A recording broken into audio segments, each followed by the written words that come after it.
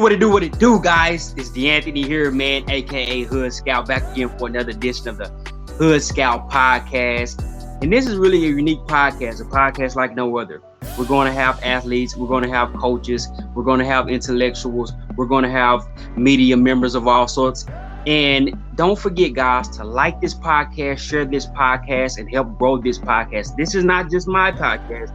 This is also your podcast. And the only reason it's going to grow is because you guys are going to be invested in it, guys. Sit back, get your beverage of choice ready, get your popcorn ready, get your dinner ready, get your steak ready, get your vegan meal ready. Tune in, guys. Hood Scout. Peace.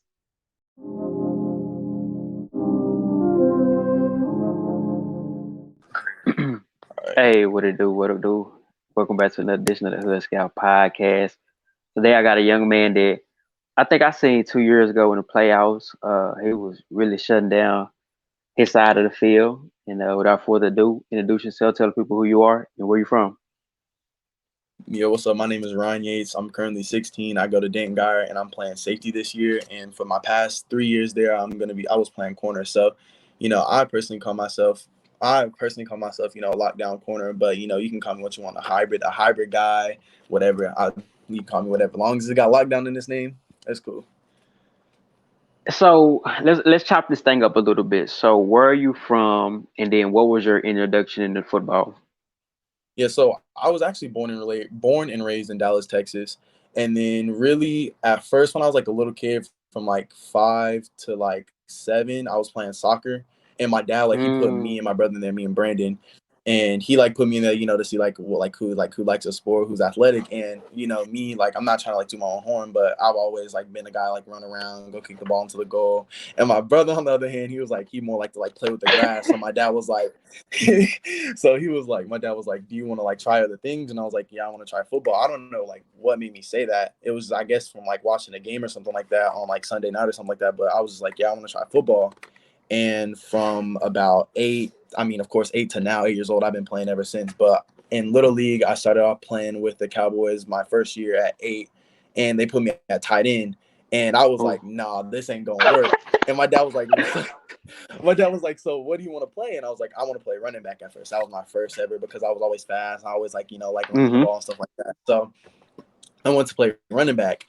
And I was 8 at the time, and we went up to Crown over the field right up the street from me. And he was okay, let's go work. And he just had me running and he take a dummy, and I'd have the ball in my hand, ball security and all stuff like that. And he was it was tiring. And he was so is this something you want to do? And I was yeah, that's just something I want to do. Let me ask you this, because that's interesting. I didn't know that, and that's why I like doing these things. From about then, my not 8th grade, since I was 8 to now. What's up?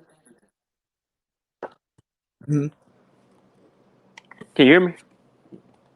I think it's a delay. Yeah, I can you. Can you hear me? Okay. All right, go ahead. Now I was going to add something, but go ahead. I think it was a delay. It was a delay on my end. Go ahead. Keep going. You good? Oh, no. You good. I was pretty much done. You weren't talking, so I was let me chill out. Okay. Yeah. I think it was a little technical thing. Let me ask you this. How do you think, I didn't know that what you said. That's why I love doing this. How do you think soccer influenced your football game? And did it? I think it was it got my speed and my endurance up. They say as a little kid, it starts when you're young, you know what I'm saying? And me going outside, just kicking the soccer ball with my friends, or going to my brother's practices and practicing with those older guys, just running around more and constantly running around, being what they call a forward on the team, always, having to run up to midfield and back, put the ball in that, it just got my endurance up at a young age and got my legs stronger than most kids, got me faster, of course. So when I was in Little League, and I came to first football my first year, I was already faster than all the guys, by, I think, 12, no. Yeah, 10, 9 and 10, I was running a 5 flat. So, it just got me ahead of the game. Dang. Well, wow, that's very interesting. At that age, was you just playing because it was fun, or did you see a future in the game? No, so actually that's a crazy story. I didn't really I always wanted to go, my goal was always to go to the league because, no, actually, let me rephrase that. First, it was actually go to college for free because my dad was when it was 9 to 10, my dad saw that I was really I could make this into something giving me free education. And I was like looking at college, I was watching like, the Oregon Ducks at the time. They were like a good popular team, and they were like known for running backs and teams like that. And just watching them, it was like, this is like I found out like from like 9 to 10 years old, I was like, this is something I want to do. And of course, I didn't have I'm gonna say it myself, like I wasn't working enough, at that young age. Of course, it's not something you think about, but it's definitely something that I kind of regret not doing, is like taking it as seriously as I do until my 8th grade year kind of. But I didn't like it clicked. It really clicked. So I thought of like dreaming of doing it around 9 to 10, but it didn't really click till my 8th grade to like freshman year when I had, because at first like my 7th grade and my 6th grade year I was like short, I was short on the pack and I wasn't really that big. But then that 8th grade year I just hit that growth spurt, and I have a picture of it and Okay. I'll send it to you later. But I just had this picture where I was like actually this huge growth spurt, and I went from like the shortest, like one of the tallest in my grade, and I was How big gaining did you that weight, and get? I was Like just like how much taller did you get? So I probably went from like 5'5" to like 5'9". Like it was like Yeah, that's how it happened. a big jump. And Yep. then my freshman year I was 5'11", and then my sophomore year I hit 6 foot, and now I'm 6'1" like and a half. So I've just Mhm. been growing ever since. And then my sophomore year to this year, this summer, I had went from 175 to 195. So I gained 20 pounds in Ooh. the summer. So, that's all to my guide program right there, though. Coach Keys does a great job at, making sure we lift, but not only lift, but replenish, by just giving us snacks, giving us meal programs, saying, hey, like this is what you need to be eating every 2 hours. Like it should be a protein shake. It should be a peanut butter. If you can't do a protein shake and peanut butter, then like here are like snacks that I recommend you getting. So just stuff like that Mhm. made me put on the weight, and really what got me, that really stood me apart, because a lot of guys like now, like everybody's tall and skinny, you know what I'm saying? But do you have that muscle to where you can, like, if you need to come down, go hit somebody, you can come hit somebody? Or if they Yeah. need to, like, now that I'm 190 right now, I can go from, okay, he don't need to play corner, he can come and play safety as well. He can go down and play nickel and go against the big, like if a tight end comes out, or like if a fast slot needs to come out, he can do both things. So really putting on that weight, I say, is what set me up. Not only like, of course, my technique was good, but putting on that weight is really what set me apart, because they're like, this dude's 195 and he's doing that. You know what I'm saying? So that's Yeah. definitely what set me apart. So appreciate it to Keith and all them. Let's walk through that a little bit. Walk me through your freshman year. What was your mindset? How did that feel? Okay, so my freshman year, it was like I was just in love with it. Like going, working out with my friends in the morning, and then, the middle schools combined. So, meeting all those new guys from Harpool, the other school that came over, and then playing with Mhm. the kids at Crownover. And I was still, at the time, I was playing running back and corner at the time. And I was just having fun. Like we lost one game to Alito. We beat South Lake, which is a pretty good team. We beat a whole bunch of Yeah. like good teams in my freshman year. So that was just, an experience itself. And then also my freshman year, that's when we went to state and lost to Westlake, unfortunately. But, going to that game, I was like, that's where I want to see myself. I want to see myself playing at AT&T Stadium. So then that's really my sophomore year. I started to take it more seriously. I wasn't going to like fly or anything like private trainers and stuff like that. I was just doing work on my own, which I have videos on Snapchat of that, just me in the summer working on my own, doing like simple ladder drills, doing simple like press DB drills, stuff like that. Mhm. And Mhm. then my sophomore year during the playoffs, um, Deuce, our corner, goes to Texas A&M. Now he got hurt and he fractured his back, and that's really when I had to step in. And of course, my first couple of games, I was like nervous. You know what I'm saying? Like going against probably like a senior, junior varsity starter. And I'm just a sophomore. And just trying to take it all in. Um, it was really, eye opening. And, the playoffs is really what shot me up in stock, because I was a sophomore, Yeah. playing. And Yeah. so apparently I did good than I thought, because Yeah. the offers came in during the summer. So, Yeah. you know, I I got balled it. out, or I did. I wouldn't say balled out. I said I did my job. I played my role. I was being like a role player. I did what Coach Key said, where what if somebody gets hurt? Who's going to come in? If you're a 2, you need to come in and fill that spot and do what you need to do. And I think I did that very well, which is why I'm like here to where I am now. I gotta stop you and say this. I think I seen you. The first game I seen you was in the playoffs against Cedar Hill, Mm-hmm. and you were, I mean, sound. You were coming up hidden. You wasn't afraid.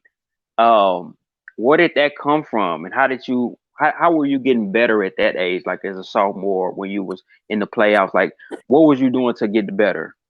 It's definitely all coming from like our program. It's special, like going to guy, it's not only what I say high school ready, but for any guy, I think at our like on our starting program, could go into any like a D1, a D2 college and be perfectly fine, because what we work and stuff that we do is it's to get us for those moments. You know what I'm saying? So when we're doing hitting drills, hitting the dummies, and I'm going against, BJ Phillips, who's was a sophomore junior running back at the time, playing a senior, just hitting people like that, and then going against those upper guys, iron sharpens iron. So True. when doing like stuff like that during the fall and going like through spring camps and stuff like that, really just got like habits, coming down, hitting the ball. And of course they have high expectations, coming in. So if you're not running to the ball, then it's like, oh, you're getting put out. Like, it's no joke. Mm-hmm. So if it's a 5-yard comeback, it don't matter. You're going to go hit him. Or if it's a run and it's on the opposite side, they don't care. You're going to go run and get the ball. So really just my program, buying into what they did, like what they told me, and applying it into that game, that's what really, that's what really kind of made me like not afraid. And then of course going against, my peers, that's why I say like really made me like not afraid. So when we were going against those guys, and I was like, oh man, like he's skinnier than BJ that I'm going against. Like this running back ain't like as good as like BJ, or like this receiver, he's not good as me going against like Deuce or something like that, or Jace, going against those guys, So just going and by that time, about the Cedar Hill game, I was like pretty confident in my skills, and I just wasn't scared to do anything. What it's the one question I want to ask, but I kind of want to save it. You know what, I asked it now. Who were some players that were hard for you? Like, do you remember any opponents that kind of gave you trouble? Yeah, there's definitely. So I remember my first start against Anthony Hill, the Capel game. He gave me some trouble. It was embarrassing to say, but he like had his best game. Like they literally like at the next game they were like, dang, Ryan, he was having a field day over there on you, Ryan. So Anthony Black, he's definitely like a great guy. I've seen him now. He plays 5-star basketball, playing point guard. He's doing his thing. And then going against probably really Anthony Black. And then there was this dude from Little Elm. I don't know his name. But he did me in like bad, just like doing head taps. It was bad. Like I was sore, the technique wasn't really there, and it was bad. They even had to move the other guy to the other side. So, but it was my losses, going like doing those things, it definitely helped me learn. So now when I'm going against fades, I gotta know like what, like in the position that I am, I know not to freak out. I know if the ball is coming, if it's back shoulder, then don't look and play don't play the ball, play him. Or if it's more like leaning to the source line, try to get him out into the sideline. So, just stuff like that, of course, losing battles makes you win some eventually in the long run. That's definitely what happens. So those two guys, I definitely say Anthony Black, and I can't like give you the dude from the name, but someone from the receiver, outside receiver from the What are y'all like core principles out there at Den Ryan? I mean, at Den Geyer. Yeah, my bad. Geyer, not Ryan. Yeah. So we have principles, which we call our brand, and our brand is the toughest, hardest working, most competitive. So any team we play, that's what we're going to represent. We're going to repeat that. I like that. Repeat that. I like that. Hardest working, and then most competitive. Okay. So when toughness, that's being, mentally tough, and of course physically tough. Mentally means what you're doing when you're going into the game, like all the calls, the checks, like you're tough. And even with the loud crowd, because during the playoffs in Texas football, it's loud. So you got to be mentally tough, to get the call, line up, play ball. And then of course being physically tough, getting like in my clips, getting off a block, coming down and making a big hit, making plays like that, coming to tackle running backs, taking blocks from fullbacks. You got to be physically tough to do stuff like that. Hardest working, it's when we say hardest working, most people say like, oh, you're putting in like 8 hours a day into this. Like this is you like all the time. Like this is what you eat, sleep, and breathe. It's no, there's a switch. And when we're at Geyer, it's on. Like when it's on, it's on. Like my coach Heim says, it's a great example. He says when it's on, it's on. So if we're working for 2 hours, right, and we're working at 100, 110%, then us working 8 hours and us giving 50% will be better than than doing that. So working 2 hours, 100%, then doing 5 hours, like 4 hours at 50%, So that's what he means by like hardest working, always coming in, just doing like simple stuff, like taking our stretching seriously, taking, jogging on and off the field seriously, breaking it out as a team seriously, everyone giving the calls, that's all what we mean by hardest working, just like the little things which make a big difference in a game. And then most competitive is, like it doesn't matter who you're going against. Like me, like like I said, I was a sophomore going against junior seniors. It don't matter about all that. Like at the time, you gotta be competitive. You gotta compete. Even if when that's my brothers right beside me during spring ball right now, they want to compete to take my spot, which is, it is what it is. But at the end of the day, we're teammates at the regardless. But we're gonna, you're gonna be competitive. You gotta have that competitive energy, or you're not gonna play at all. So that's what our 3 things, our brand. Walk me through this past season. Very, very, very interesting season for you guys. Walk me through this past season. What was your feelings before the season? How do you think the season went? So before the season, of course, during the spring, I had actually torn my meniscus, and I was just watching from the side for a little bit. And, just watching, how like our seniors did a great job last year at leading the team. And that's something that, now is our standard, as me becoming a senior, that's what I want to be. I want to be like Jaden Powell and BJ Phillips and guys like those, that really did a great, Rowan Briggs, guys that did a great job at leading, they set the tone so high. It's like everyone like just like fed into it. So when you have, our leaders, feeding in, and we have all our what's called role players feeding in, it just brings great energy to the team. And, just watching how we practice, how it was so intense, I just knew we were going to make it a run. And then, of course, with the great staff that we had that are like, okay, we don't want to go round 2, like being in round 2 in the playoffs. That's not an accomplishment for us. That's just a normal thing that we do. Like we want to be semifinals, finals, like state game type thing. So, just watching them during the summer, and what's called us all being a team together, that really just, I knew like right then and there, I was like, I know we're going to make it for a run. Even when we're down, like in Allen games, and like if we were down at half or we weren't playing good, it was always positive. It was like leaders were leading, and that's what sets, good teams from great teams. It's leaders being able to lead and everybody else buying into what, our brand.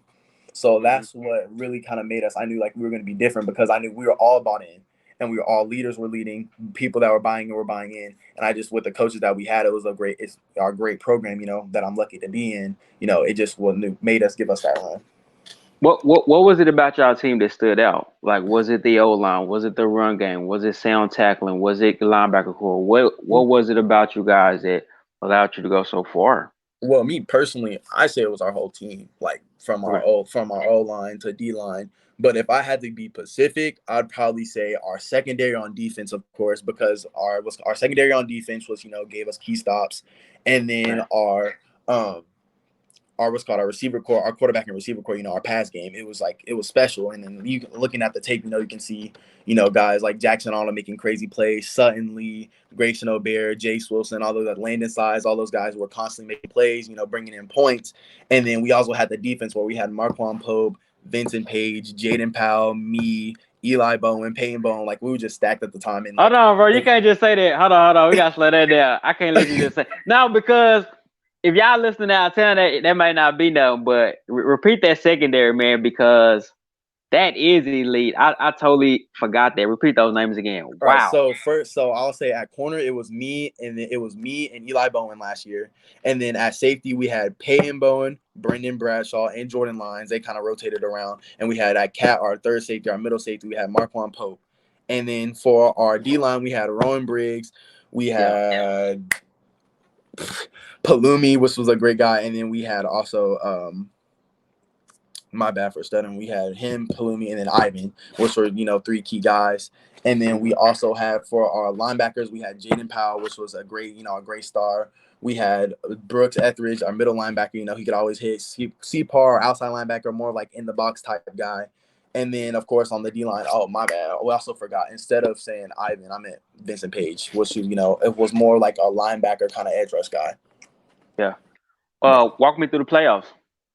The playoffs. So the first round, Flower Mound, no disrespect to them guys, but we played our game. Like we came mentally, like every single game we were already like mentally prepared, just coming in, watching film on your own, coming in early in the morning and after school, watching film individually with coaches, stuff like that. Like I say we were more mentally prepared than most teams on the field than actually, like coming out, like just being mentally prepared what set us different from other teams. Like the Tomball game, round 5, like you would think like that game would be like a tight game. No, it was a blowout. because we literally our coach Heim, our defense coordinator, he does an amazing job at film studying. Like he's a film guru. Like if you want to have a film session, get with him. And he just knew what they're running, like from like call to call. It's like, oh, they're running run a RPO. He's on it. We have a play just for that. Oh, they're running doubles. They're running passes. It's what's called route. They're running the route sheet. We're on that. Like we have stuff for that. So just him doing his job, of course, as the defensive coordinator, setting us up, to win games, and then us all buying in, being mentally prepared, like we said, mentally toughness, just being a part, like that one thing about our brand, is what I say set us apart in the playoffs. But the first round, let me go back to that. So the first round, I probably say I'm going to be not trying to be rude, but it was a cakewalk. I'm not trying to be rude to those guys. Like, that's real. But yeah, it was just real. It was easy. Second round, I can't even remember that game. Was it? I don't know. We beat them. Yeah. Look, we beat y'all. That's all. That's funny. Hey, that's funny. What about third round? That is funny, bro. Wow. Third round. Do you remember third round? Bro. Hold on. Third round? Dang. Hey, look, what a tablet at, man. I got the tablet right here, bro. What? I got the tablet right here. Give me the. We just got. Keep talking some football. I'm gonna look it up, man. Gotta pull a little guy. Third round. I don't know who we played third round, but then I know our fourth round and fifth round, of course, because it was Westlake, Tomball, and then we played Byron Nelson. But I know our first round was Flymount. Second round, I can't remember. Third round, I can't remember. Oh, okay. So we got. So I don't know our second round, but our third round was Jesuit, and then our fourth round was Byron Nelson, and then our fifth round was Tomball. But I just don't know who the second round was. Yeah. Well, what challenges did Westlake present? It was. Did you say Westlake, right? I definitely. It was Westlake that we lost to in the state championship. They were just like us. You know what I'm saying? They were mentally prepared for the game. They were just as tough as us. It was just the only thing was, I think, me personally, like I do, of course my team ain't gonna say it, but I really do, take the blame for that game. Like that was on me, scoring 14 points in the state game, that's huge. Like it don't matter what it is. If more, like when he scored the first time, 7, I was like, okay, like that's enough. Like there should be no more of that. So once he, when those 2 touchdowns, I say really hurt our team from winning and losing that game. And I take the full blame for that game. Like I know like my team says otherwise, but that's on me. Like at the end of the day, it's me versus him. So at the end of the day, it's either he gonna score or I'm gonna stop him. So, Jaden Greathouse, he's a great, great receiver, great guy. But I definitely got to get my ones back up with him. So that's true. Yeah, I definitely he's a great player, and I take that loss. That loss was definitely on me. 14 points. That's a lot of points on that game. And this year, my goal is, to get back into that situation. So when things get down in this time, I won't be busting pipes. I won't be as nervous as I was. I'll have my technique, just looking at the film. I was already looking at it. I was 3 yards off inside. I was playing not to get beat, which is on me, because after that first touchdown, I'm not going to lie. Of course, I wasn't physically saying it, but mentally, in the back of my head, it got to me. So I just think that game, I just mentally was I take that on me. It wasn't my mental state wasn't there. I wasn't mentally tough that game. And I take that on my team, and I'll tell them that every day. Let me ask you this. What's going through your mindset when you're out there on the field or on that island as a cornerback in the state championship game? Big time 6A, Texas football, the highest division, everybody. How does that feel? Right. It's, it's crazy. You can't put it into words. You just got to be there. It's one of those experiences where it's you can't explain it. You just got to be there. Being there on that island, lining up. It was literally just me. If you go look at half the clips, it's just me and him. All I'm thinking is, I'm not really thinking about too much of things, but it's just okay, what I'm saying, line up, get the call. All right, we got the call, line up. Hey, don't bite on routes. Don't do silly stuff, mistakes that I'll make as a sophomore, what I'm saying? Just doing stuff like that. But, besides that, it's just really, as a team, I'd say, I was excited, I was excited for our team for being there, and I was just excited to be in that moment. But mentally, I'd say I was definitely, after half, I came in, I didn't perform. Mentally, I wasn't performing. And physically, of course, that came up, him scoring, making the difference. But the experience, I mean, it was crazy. Just being around being in AT&T Stadium, the brightest lights I've ever been in my life. Yeah. Being there, and then my whole family being there and recruiters being there, it's a lot to take in. But in the moment, you just don't think about stuff like that. Like, you Yeah. just let's True. line up and play. So I'd Yeah. say, really, like, it's something you just got to be there. It's just a place you got to be. Like, I can't explain. I can't put into words. I have experience I'll never regret and never want to take back. But, this year I just got to come back, do my ones and do my thing. Yeah. 23 minutes in, got a little bit more Hood Scout podcast. Thank y'all for tuning in. So let's talk about, when did the colleges start calling, and how did that recruiting process feel for you? How did that first offer feel? It was crazy. So before that, like, it was probably like a week, maybe 2 weeks after, before I got the offer, I was with, shout out to these guys, Trust My Eyes, though, which people know a lot on Yeah. Twitter. He's a big, Yep. recruiting guy for like young guys like us. And then my personal trainer, Flight Skills, actually is a great guy. And we had a tournament, a flex tournament, and like 3 weeks before that, I came to the tryouts. They put me on the team, and I was playing for 15 at the time because I was 15, and I played for the 15U. And I had just did I took all like the flight techniques, and then like what I've been doing during the course me playing in the playoffs that year. I was just more developed than half the kids there. So me going in there, I was getting like PBUs and I was getting picks and I was robbing around. I was playing safety and corner. I was just balling out. And after I had Coach Fly was like, okay, let me let you talk to Coach O, which is the 18U guy, the big head guy, and he was like, next game we want you on 18 because he saw me play, and I was like, yes sir. And then he asked my name, and I said I'm Ryan Yates, and he was like, oh, you're the one who played for Deuce, during the playoffs, and I was like, yeah. And then he said, oh, we're gonna get you an offer, like literally like right then and there. And I told my dad, and like I didn't know what to think. I was like, is he serious? Like, did he just say that? Like, I was like, did he really just say that? And then my dad, he already knew who he was, and he was like, yeah, like he does stuff like that. Like, if he says he's gonna get you an offer, he's gonna get you an offer. Now, of course, at the time, like I didn't think it was gonna be USC. Like, I didn't expect it to be like my first offer, but it was after lift, and our recruiting coach, Coach G, he was like, you got a phone call. Like, he didn't tell me who it was. And he was like, you just got a phone call, like hit this dude up. And I called him, and Coach Nyber, who's now at SMU, he called me, and he was in like the USC shirt, and he was like, how you doing? I'm Coach Nyber from USC. Like, he was just asking me how I was doing. Like, he said, I was like, I watched your tape, looking at you perform in the playoffs, at a young age, doing what you're doing is special. And we wanted to offer you what's called a full ride to USC. And that was just crazy. Like, I didn't know what to say. Like, I was out of words. I was so out of words. Yeah. Like, I was just with mouth open. I'm just like, I don't know if I should laugh, if I should cry. Like, what do I say in this moment? Yeah. And then he was like, I'm gonna let you go. And then he said, of course, how they always finish, you say fight on with a piece. So we said that. And then everybody around me, all my players, what's called because we just finished lift, they started they picked me up, they started jumping, they started beating me up and stuff like that. So it was just a crazy experience, like it was like, wow, like just getting that offer, it was like, wow, like we're really like what I'm doing, what I said when I was 9 and 10, like it's really happening. Yeah.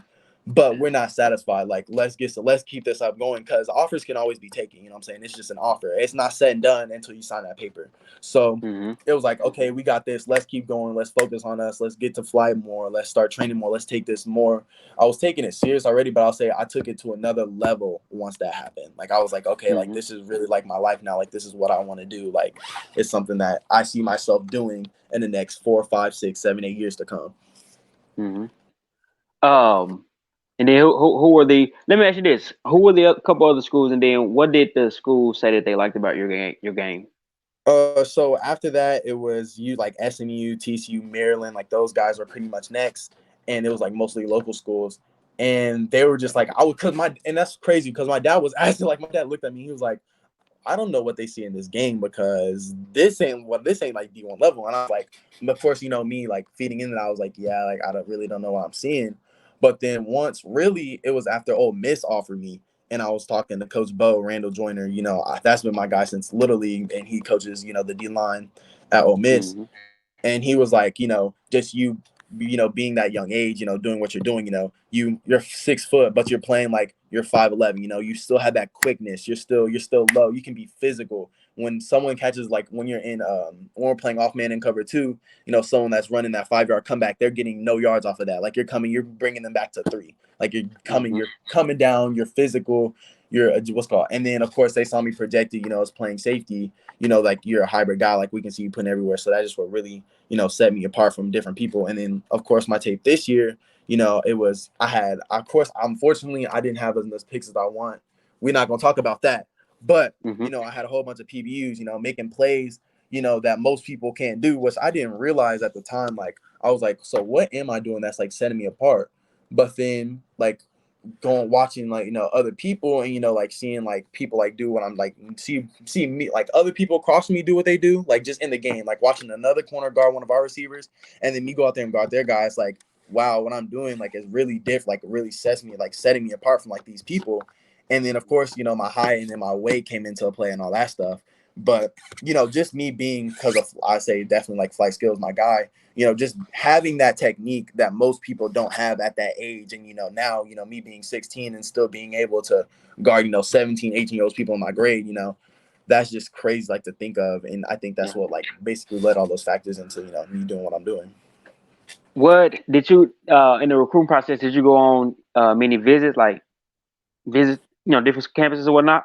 Yeah, so And I if you did, definitely took, what stood out? so I took a couple like local at first. No, actually, let me rephrase that. The first one I actually took was Notre Dame, and Ooh, going how up was there, that? like, yeah, it was special. Like I'm talking about, it was me and Payne Bowen. We went up there, Okay. and they pulled out like the red carpet, like it was crazy, and like just like looking at like the campus, going around like meeting the coaches, personally, and then going to like the coach who was recruiting me, Coach Mickens, that dude, like showing me like how he coaches the corners and how it relates to my game, but also his game and the other like the players that he's taught, from Cincinnati and then going to Notre Dame, seeing how it relates. It was just so special, like seeing how like my game relates to great players like in college and players that he's coached.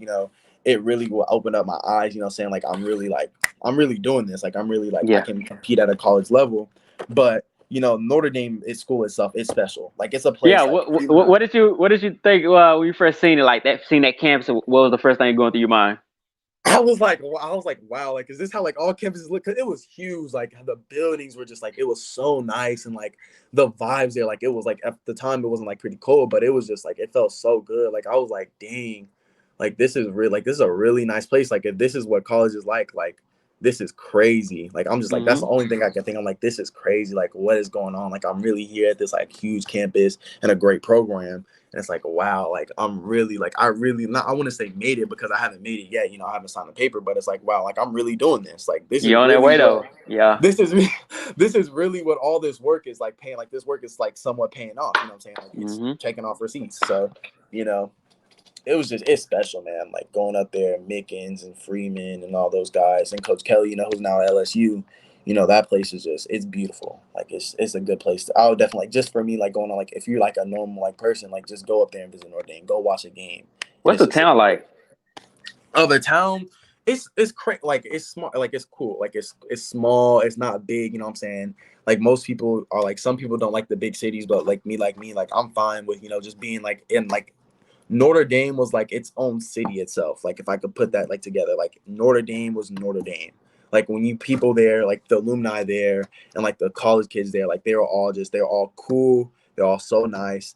And then like it was like up there, it's like it's Notre Dame. Like that's literally what they Yeah. say. Like it don't get better than this. Like it's Notre Dame. So it was amazing. It was beautiful. Let me ask you this: talk about your top four, and then lead up to your commitment, and because you already repping the shirt, and I want you to tell me why you did that one. All right, so my top four runners at the time were Michigan State, Tech, Cal Berkeley, and LSU. And Nice. those guys were just like, all four of those guys, they've constantly, text me, like I can show you the text and all that stuff. And they were just like constantly hitting me up, telling me why I should be a part of this program. They weren't really selling their school. They were more talking about developing me, which is, talking to schools. That's what I like. That's what I think. That's what doesn't, not even me, but that's what any kid or any person that's gonna go or going through this recruiting process, like the NIL and stuff, that's cool and all. Like that's something later down the road when you get there. But like at the end of the day, you want to be developed, because me graduating early, I'm going to be 17 going to college with, 18, 19, 20, 21, 22, 23-year-olds. So like a place that I want to go is a place that can develop me not only as a player, but as a person. So, those 4 schools, I really felt that from them. Like education, that my stepmom, she's a teacher. She teaches elementary school, 5th grade at McCamey, this school in Carrollton. She takes education really seriously. So, of course, picking out those schools, one thing I wanted to hear was, how's your education? What is your department? What does your education department do to help me if I'm struggling? If I need help, how will I get that help? Stuff like that. And then, of course, the football program, like how is the team doing, but not as the team. How is the individual group? How is the safeties doing? How are the DBs, how the corners doing? How do they train? What is their mentality? Because going into like a program like that, coming in from my high school program, I think they set the bar pretty high. I want to go into a program where it's just a smooth transition, which of course, just to the schedule is not going to be, but I'll at least have that foundation, going in there. I'll be ready, and it won't just be like a shell shock. Wow, that's amazing. That's amazing. And how old are you right now? I'm 16. 16 years old. I'm Yeah. gonna be sure to say that when I shout out this episode. Talk about that commitment choice. Why did you did that, and that's pretty big. Talk about that a little bit. Yeah, so I had went there for an unofficial, and it was a small group of kids, and it was more like kind of one-on-one with every guy. And going there, they just filled all, like I said, they like in all my interviews, they just filled all the checks. They could develop me at school, they can develop me on the field. They have, of course, the little things like, like having like apartments, like the nice luxury things that most schools have, but it was just, the apartments, being able to be with like your guys and like the players as well. They set a big factor into that, talking to Mickey, my guy now, that I barely knew at the time. But then once I went up to LSU, like me and him are like tight now. So, just already going up there, having a connection, and then talking to the LSU like DB staff and talking to being with those guys, seeing how they rock and, see how cool they are, they just all filled the checks. And then, of course, Brian Kelly and Coach Kerry Cooks and all those Mike Ferreira, the AD, all those guys, the what's called defense assistant coaches, the corner coaches, all those guys, they just all were pushing, that foundation, something that I was looking for, and they pushed it the most. So I was like, if like I was talking to my dad and I was talking to Coach Fly, and I was like, yo, like they're filling all the checks, like what you think? Like I'm finna make a move. And they're like, yes, like this is something you should do. Like I could see you in LSU, like it's a good program for you.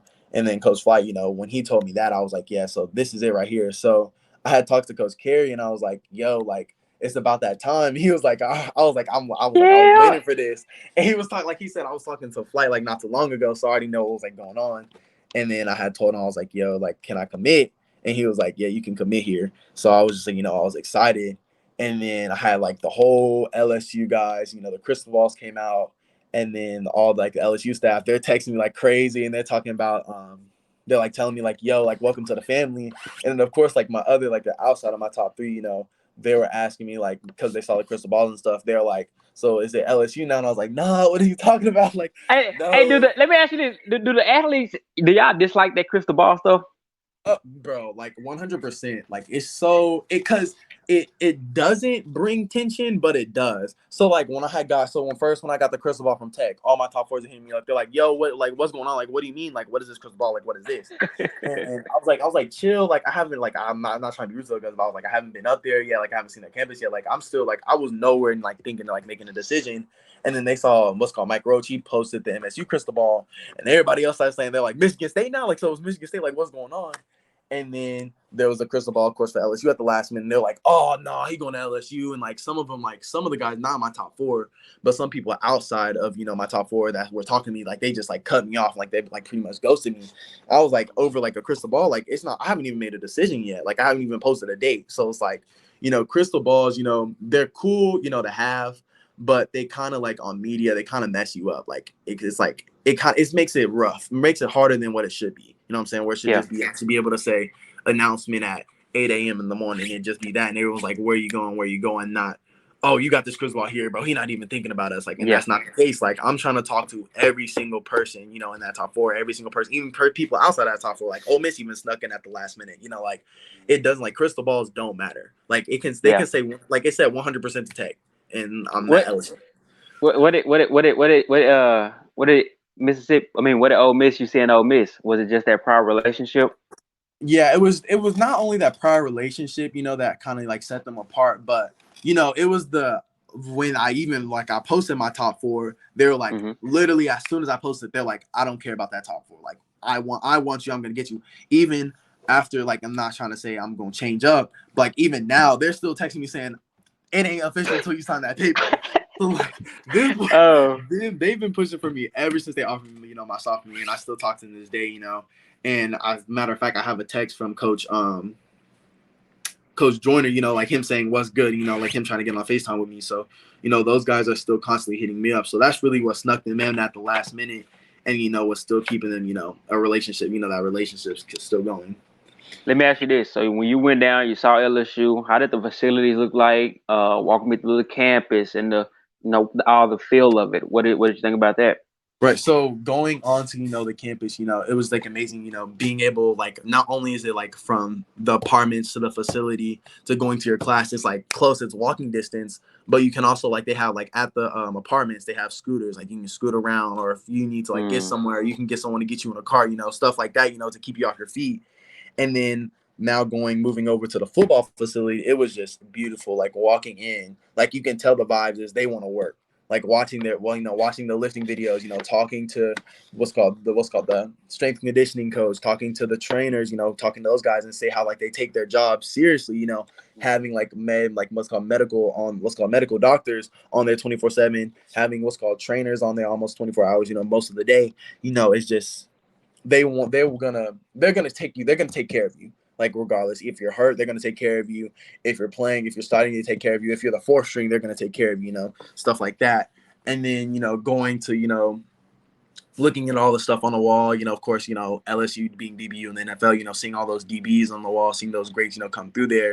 And then, of course, you saw the picture of me with New Era, the Honey Badger, just seeing like those guys there and then being on the wall and then seeing them in real person, it's crazy like to think of. And it's a blessing. Like it's a blessing in disguise. Like it's a blessing in disguise. Like I had no expectation, him like walking up to me and be like, yo, Ryan, like, what's up? Like that's crazy to think of. And then, going on, walking into Death Valley, touching that wind bar, which I have a picture of as well. Touching that wind bar, I was like, dang, like this is where I see myself touching, going down the stage, touching the wind bar, getting hype with like, the crowd and like the fans. And then of course going to one of their games, being in the stands, it was so like I'm kidding you not. Which game was it? It was the game versus Florida, LSU versus Florida. They won that game. Ooh, yeah, how was that? That was like, bro, it was loud. Like I couldn't even, like my friend Andrew, I couldn't even hear him to my left. Like I would be like, he was like, yo, like this game is loud. I'd be like, what? Because everyone was just so loud. And even it was during the day, like midday too, which is so crazy to think of. It was like Saturday at like 2 or 3, and it was just like, it was packed. Everyone was so loud. And then, at the end of the game, we got to go on the field. And then they trying to hold people from not running on the field. And then you got the players all dancing, and it was just so loud, of course, they're like bashing the Gators, which is a great team, but they came and lost, but just being like in Death Valley is like, it's special. Like people say, like nothing, being in Death Valley is different. Going to Death Valley, playing in Death Valley is something you'll never forget, which I plan on. Like, I don't think I'll never forget in my life. That's something that I'll be telling my grandkids about, playing in Death Valley, And then, of course, going into the locker room, of course, they had old what's called past players in there, of course, like New Air and stuff like that. Everyone's hitting the gritty and everybody's dancing, everybody's live, just that energy just felt like something like I wanted to be a part of. What we're coming up on about 42 minutes. We're gonna get ready to end, and I got a few more questions. We're gonna end and we'll wrap it up. What campus was like fun? What were any campus stood out as far as what campus fun? Or were they all pretty similar? No, I would say like they're definitely like I say the top, like my top 4, of course, like some of them I didn't visit, but just like watching like the coaches send me videos and stuff like that, but also going to experience some like LSU and like Notre Dame and going to TCU and all that stuff. Like those are definitely some fun campuses, and I definitely like going there. Like it was like I was like, dang, like this is really fun. Like just not me seeing it was fun, like seeing the people in it, people like the energy, because of course at the end of the day everybody has energy, and everybody feeds off of each other energy. So you want to surround yourself with good, excited, energetic and like type energy, and going to those schools, that's what I saw. Alrighty, we're gonna wrap it up with this too. We're gonna get these two and we're done. Give me your definition of leadership and team, and then we'll wrap it up on that. So leadership, I say it, and my Coach Wetzel. He was talking about this, and we have a wagon that we call it, and we say pullers pull, right? You got speed bumps, you have pullers, and you have people in the wagon. You know what I'm saying? And pullers, those are the leaders. You know what I'm saying? Leadership comes with, and you don't have to be vocal with it. You just be like, just by you doing all your reps in the weight room. To you being on the field on time, you stretching, and you working out at a high level. That's leadership itself. To younger guys like me being a senior, me being like them sophomores and freshmen and all those guys and juniors, even juniors some. Me working working at what's called our standard, our high standard that past players have set. Doing stuff like that is just what is leadership. You know what I'm saying? Like being able just like doing like little things, but then also you can be a vocal leader by you just vocally, of course, hyping your team up. If you're down, if like me, like when I'm having a bad game, like Marquand, he'd be like, nah, it's all right. Like next play, don't think about it, bro. Like you got this. Like at the end of the day, if we're gonna help you, we're gonna pick you up. Like we're gonna fight together. You know what I'm saying? If it's a dog fight, I'm gonna be right there with you. So, just being like leadership as in vocally, non-vocally, and then just being like a brother. Like leadership, I think is like a brotherhood. You know what I'm saying? If you don't have if your leaders aren't like brothers, or if like you're like brother, and like older brother, little brother, if that's not like how it's going, I don't think it's like special. It's not really leadership. You know what I'm saying? And then team, like when I think of team, like the definition I think of team is Guy Wildcats. Like not just my group, not like I want to say 2023 or 2022. I would say, every team that's came through Guy, they've done special things. J.W. Washington group, Gerard's Hurd group, like Eli Stowers group, like all those guys, they are what make us a team. You know what I'm saying? Now, past and present, they've set like those guys, JW and Gerard, they've set that standard, where at first it was like we set the standard, but now it's we meet or beat that standard.